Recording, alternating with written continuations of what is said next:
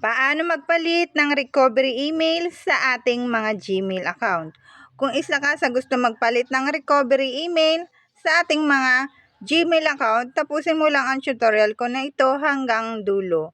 At don't forget to like and share ng aking tutorial para tayo ay makatulong sa iba na gusto magpalit ng recovery email. At kung hindi ka pa nakafollow sa aking account, i-click mo lang ang follow button para updated ka sa susunod kong tips and tutorial.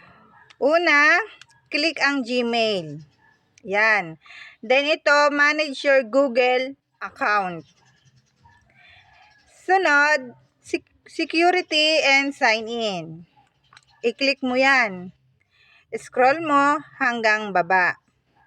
Tapos itong recovery email, click mo yan. At dito na pwedeng palitan ang iyong recovery email.